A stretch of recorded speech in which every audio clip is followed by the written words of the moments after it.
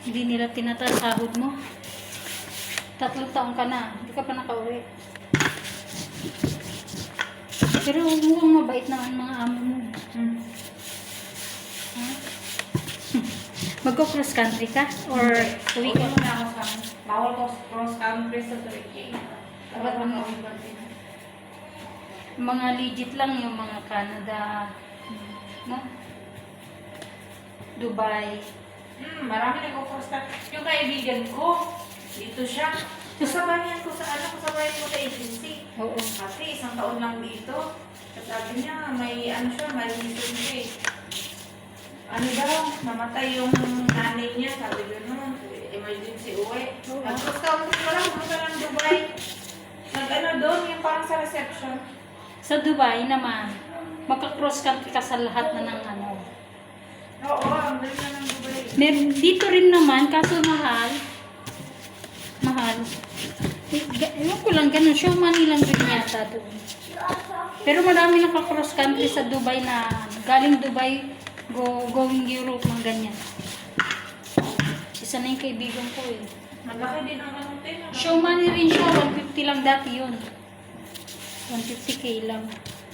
Malaki din ang Turkey. Ayun, free country man yun, no? Turkey. Oo. 57,000 sahod. Yan sa akin. Wala.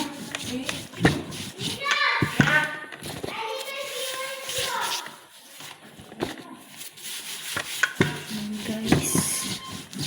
Isa naman sa mga kadama. 3 years na daw dito, hindi tinatasan ng sahod.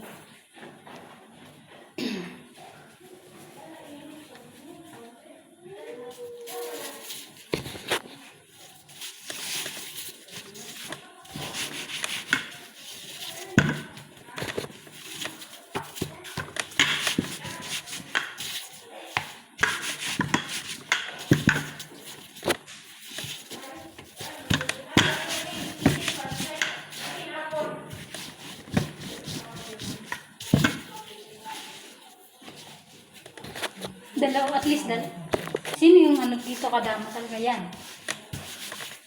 Sino amo mo dyan? Yung ano, mamaya, yung payat. Yung maliit? Yung nagpapasok sa akin yung punta ng CR? Hindi ko yung May edad na? buhok niya. May edad na? Muhammad. May hijab man siya.